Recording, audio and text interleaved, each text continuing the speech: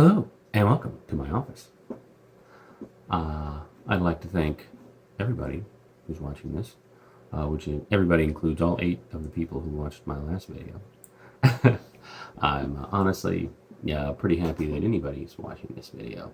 So, on my last video, so in this video, we are going to finally jump into the alleged contradictions in the Bible. And we're going to start. I got a comment on one of my last videos sending me a link to William Henry Burr's Self-Contradictions of the Bible, 1860. So we're going to start with some classical allegations here. And of course, we're going to start in the logical spot, number 24. No, he wrote 57 57 classical allegations. William Henry Burr, not to be confused with Aaron Burr, the statesman who was shot by Hamilton, right? Anyway, I want to jump right into it, but first I want to say that this video is going to be about ethics and how understanding ethics can help you understand the Bible and the supposed alleged contradictions. So, like I said, William Henry Burr's Self-Contradiction of the Bible, 1860. This was originally produced in a pamphlet form anonymously by him. He was a philosopher, an artist. He was a court stenographer, which back then they did it all by hand, so they called him let's see here. He was a verbatimist. That's what it was. And finally, he was a literary detective. And so he wrote this when he was around 39, 40 years old. And it's actually a compilation of earlier citations that people had come up with. So we're actually going to try to tackle 2 today because number 24 and number 25 both deal with ethics. So I'm going to start by reading these, and then I'm going to dive into the ethical conversation. So first is number 24, and each of these are in 2 parts. The positive and the negative, supposedly the contradiction, right? So, number 24, robbery commanded. We're going to start in Exodus 3, 21 and 22, when the Israelites were finally leaving Egypt for the first time. It says, when you go, ye shall not go empty, but every woman shall borrow from her neighbor, and of her that is staying in her house, if you got any Egyptians hanging out at your house, jewels of silver, jewels of gold, raiment, you shall put them on your sons and on your daughters, and you shall spoil the Egyptians. So that is God literally instructing the children of Israel to, under false pretenses, borrow things from the Egyptians before they skip town. And in fact, the entire time Moses was, unlike the movie, the entire time Moses was doing diplomacy for the Israelites to be released by Pharaoh, the pretext was actually that they would go out into the desert to Mount Sinai and worship their God like they were supposed to, and then that they would come back. And so the whole thing was a false pretext. And Moses was instructed to do that by God, as well as the children of Israel and all that stuff we just read. So the next thing is, of course, that is to say, the next section under 24 is robbery forbidden. Thou shalt not defraud thy neighbor, neither rob him. That's Leviticus 19:13. And in Exodus 20:15, right after the Israelites left Egypt, they got the commandment from the famous 10 Commandments. Thou shalt not steal. Exodus 20:15. Everybody knows that one. So, seemingly contradicting. God told him to steal, and then he told him not to steal. Is that what's going on here? We'll find out. Number 25. Talks about lying. So you see lying, theft, very similar. So part 1, lying approved and sanctioned. So there's a lot here, and I'm just going to run over it so really quickly. So Joshua 2, 4, 5, and 6, you can read it yourself, but that's when Rahab hid the spies that were in, the Israelite spies that were in, and this is of course about 40, 50 years later after Exodus. The children of Israel were finally in the promised land, and the first city they were going to take out was Jericho, and they sent 2 spies in to spy out the city first, right? And those spies only barely made it back because of a woman named Rahab who hid them in her house and lied to the city guard, said she hadn't seen him. It's a pretty classic. Oh, I ain't seen those guys. I think they just left. If you go now, you can catch them. That's exactly what happened. So, and then later on in the book of James 2:25, James talks about how Rahab was such a great lady. And then rewinding way back in time, before the Israelites got released, right before Moses was born, the king of Egypt called the midwives. So during that time in Egypt, in Exodus 1:18 through 20, again, you can read it yourself, the king of Egypt was trying to cull the Egyptian population because the slave population had exceeded the actual citizenry population, and they were afraid that they would just revolt, which is a pretty likely thing that happened in those circumstances throughout history. Didn't happen here, but that's what the king was afraid of. So he told the midwives to kill all the male babies that were born to the Israelite women. And the midwives didn't want to do it, and so they lied to the king and said, "Oh, these Israelite women, they'll have the baby. They're so lively, they'll have these babies before we even get there. We don't have a chance to kill the baby. Then they'll hide them. We don't know what to do."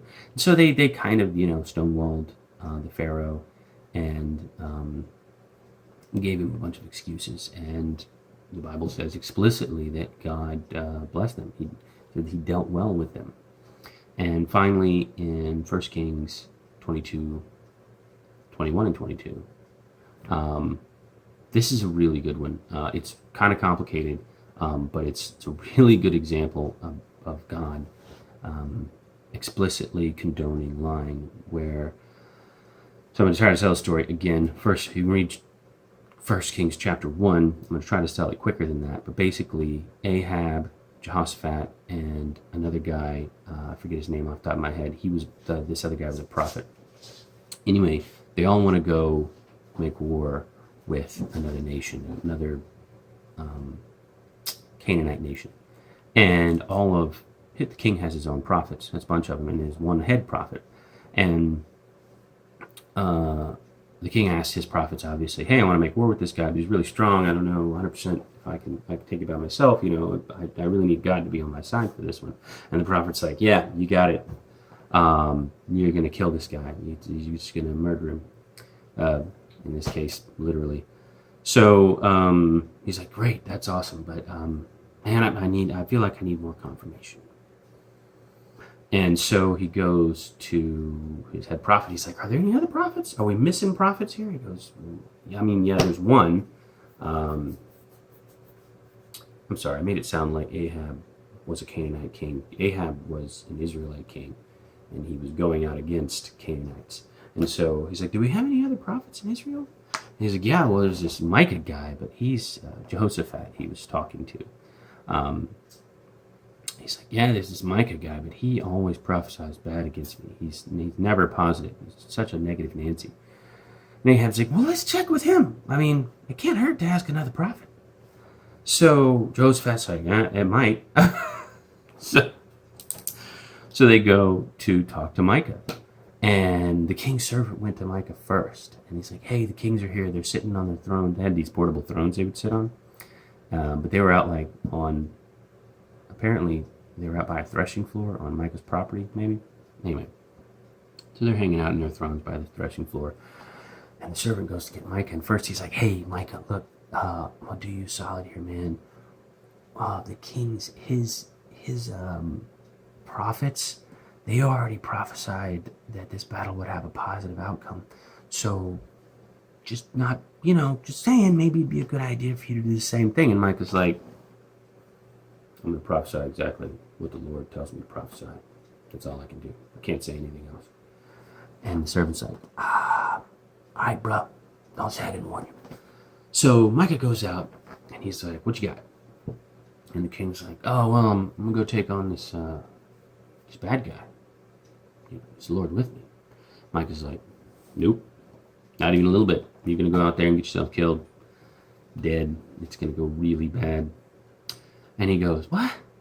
Are you kidding me?" And Jehoshaphat's like, "You see, this guy never says anything good." And Micah ignores him, and he just keeps talking. He goes, "In fact, God was up in heaven, and he asks all the host of heaven. He said, hey, is there anybody here who would entice King Ahab to go get himself killed fighting with these bad guys over there? And everybody had different ideas. And then one lying spirit came up and says, I'll go to Ahab's prophets and tell them to tell him that he'll win. And God's like, you're going to succeed. Go do it. So what we have here from the prophet Micah is an account of what actually happened in heaven, where God conspired with a lying spirit. We don't know if it was an angel or a demon, because we know it could have been an angel, but it also could have been the devil himself. As we know that the devil, in the book of Job, chapter 1, the devil actually can show up in heaven and talk to God if he wants to. That's a good read, but a story for another time. So what we have here is an account of God in heaven talking to a lion, conspiring with a lying spirit to deceive all of Ahab's prophets in order to trick him to go get himself killed at this other place. Now, was that deceptive? Absolutely. But we're going to find out why. So that's really a really good one for lying. You're not really going to get a better one than that. God condones lying. It's right there in black and white. You can't deny it. We have an account of the Word of God in heaven conspiring with lying spirits. There's no way around it. It's really, really damning evidence. And apparently, Mr. Burr thought so too. So, but I really like it. Let's find out why. Anyway, so final section here, section 2, that is, say, part 2 of section 25, lying forbidden. Thou shalt not bear false witness, Exodus 20:16. It's the very next commandment after thou shalt not steal. And of course, that's like in a court of law or any time justice is going to be carried out. Proverbs 12:22, Solomon says, lying is an abomination to the Lord. And in Revelations 21:9, John tells us all liars shall have their part in the lake of fire and brimstone. That means liars go to hell. So now that we got through that, let's jump right into it. So, okay, so now I want to talk about ethics and how it relates to all of this. So the first thing you have to realize is that morality and ethics are not the same thing. Morality is the idea, like, say, for instance, we shouldn't murder people. Ethics are the rules that we put in place, the many different rules that we put in place to ensure that justice be done if somebody does kill somebody. And justice is not the same thing either. So you've got morality, you've got ethics, and you've got justice. These are three separate concepts. That's why we have three very different words for it. And I want to be clear, there are two major definitions for ethics, or kind of working definitions, if you will. Ethics as a discipline. This is a word the Greeks came up with a really long time ago. Ethics is a discipline of studying morality and ethics and potentially justice as well. So, and if you read the ethical discourses of the Greeks and take a class on ethics, stuff like that, that's what you'll be learning. You'll be learning about morality, you'll be learning about ethics, and you'll be learning about justice, and you'll be learning the difference between the three. And then there are ethics as a single thing by themselves, as an idea, not as a discipline. And ethics as an idea are, my simplest definition for ethics is the rules that we all agree upon. It's what some people call the social contract. So, and I'm not going to get into meta-ethics or anything like that, but the speed limit is a good example of ethics. The tax code is a good example of ethics, or maybe a bad one, depending on how you feel about it. But, you know, if you go into your friend's house, you're not going to steal his stuff or beat up his children or break his things. And if you do break his things, you're going to pay for it, right? But that's all ethical way to act. And those are based on the morality that we shouldn't steal and we shouldn't vandalize and we shouldn't abuse people. And so ethics is the glue that bonds morality and justice together. Without ethics, you can't have justice. So if you morally say you shouldn't murder, and then you say that on the justice side, people who murder should themselves be killed or punished somehow, at least, you need rules to mark those two together. You need a judicial system of some sort, right?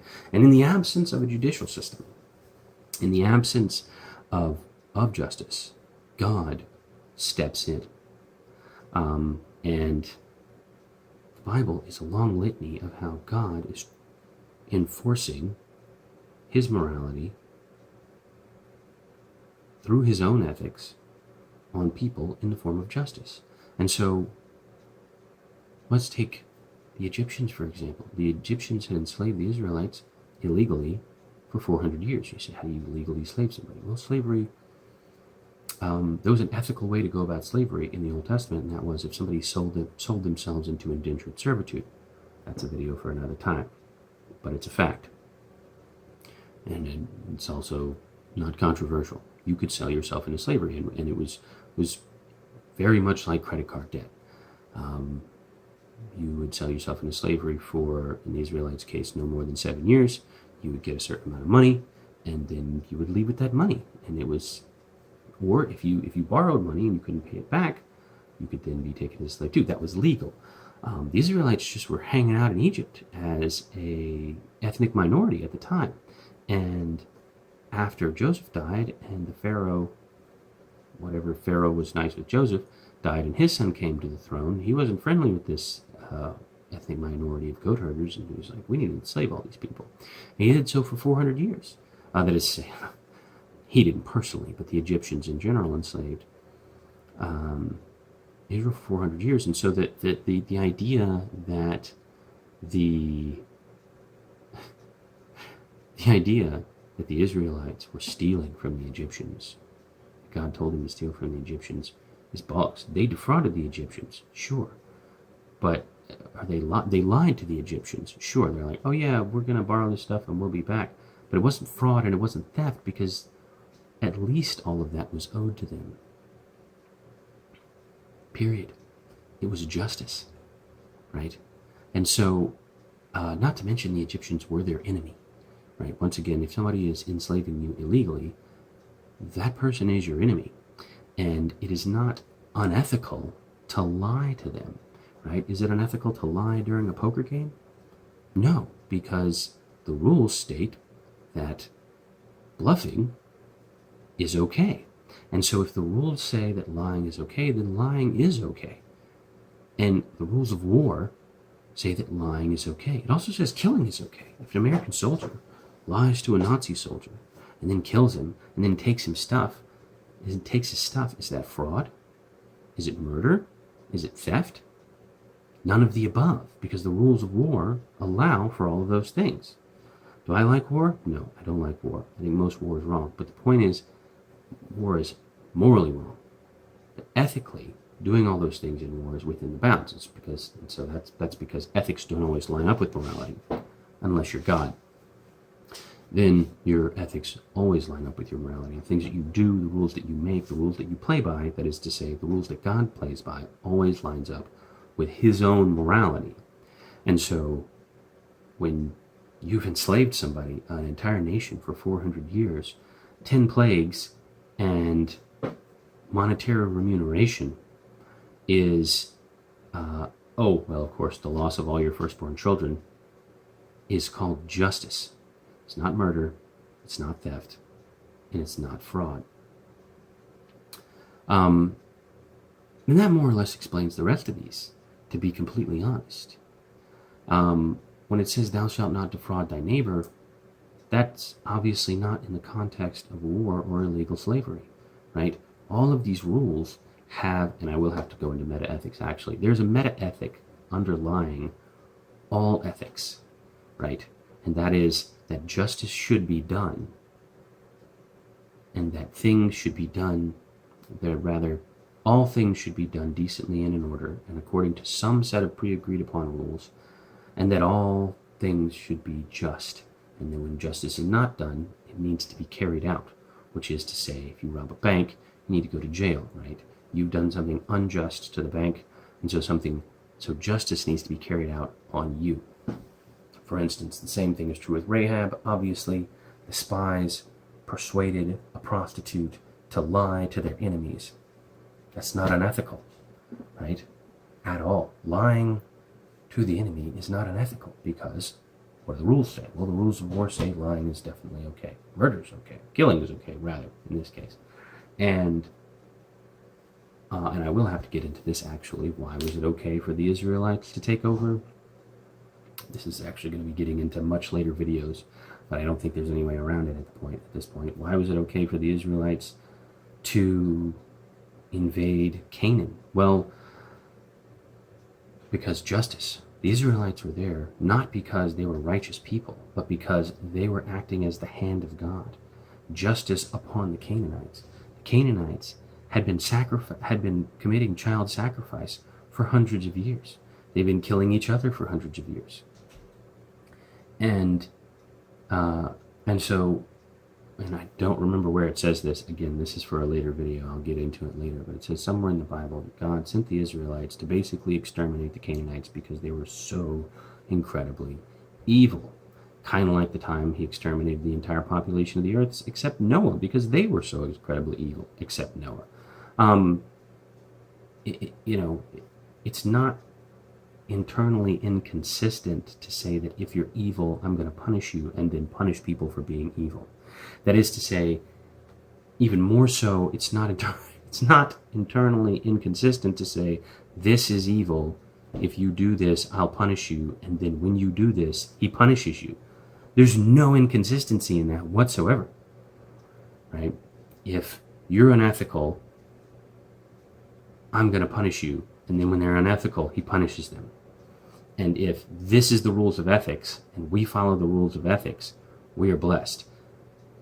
So the moral of the story is that, is killing in and of itself wrong? No. We kill murderers. We kill in self-defense, at the very least. So killing's not wrong, it's murder that's wrong. Is lying in and of itself wrong? Turns out, contrary to what your grandmother told you, lying is not wrong in the right context. Now, are you going to have the opportunity to lie on a daily basis? Probably not.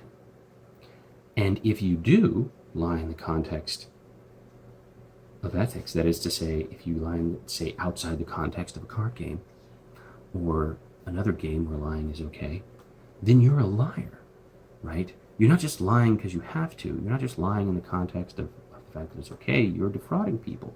And so when it says liars have their place in the lake of fire, that means people who habitually break the rules. Have you ever met a compulsive liar? Those people are awful. And they're going to hell. Have you ever met a spy? Well, maybe that person is instead heroic, right? They don't lie to their family and friends. They don't lie to the tax man. They don't go rob banks. They're heroes. And so, like I said, lying in and of itself is not a bad thing. It's the context that matters. And in this case, the context of ethics. Is it ethical or unethical to lie in this context? Same thing with thou shalt not bear false witness, obviously. So I need to hit these points one for one. Thou shalt not defraud thy neighbor or rob him. Again, this is a statement of ethics. This is an ethical statement. Within the ethics of a neighborly relationship, obviously fraud, God saying fraud is not part of the rules, right? Thou shalt not steal. This is, again, in the context of an ethical society. Thou shalt not bear false witness. This is in the context of a carriage of justice. If you lie and get somebody punished for something they didn't do, or vice versa, that's a miscarriage of justice. And it's not ethical to do that, right? If you lie, on the other hand, to carry out justice, right? If God lies to Ahab, because Ahab was a really bad guy, and he had used up all of his chances, right? God's merciful too. He had given, the Canaanites had hundreds of years. The Egyptians had hundreds of years. The Canaanites had hundreds of years to turn from their evil ways. The Egyptians had hundreds of years to release and several pharaohs to do the ethical thing and release their illegal slaves and potentially pay them reparations. If they just let them go the first time, they wouldn't even had to pay reparations or had to have all their children die. So God is merciful. He gives everybody plenty of chances. And the Canaanites had plenty of chances. The Egyptians had plenty of chances. King Ahab had plenty of chances. And when the time was up, he was going to be hoisted on his own petard. And tell me that's not justice for King Ahab. Let's see here. Lying lips are an abomination to the Lord. Again, we have a condemnation of pathological liars and people who habitually break ethics. They habitually commit unethical acts. And we read all liars shall have their part in the lake of fire. And so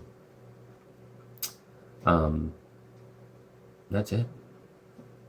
All of these instances where God does something, God lies, that is to say, he uses a lying spirit. He condones lying. God himself cannot lie because he cannot change. However, he used an entity that could to carry out justice.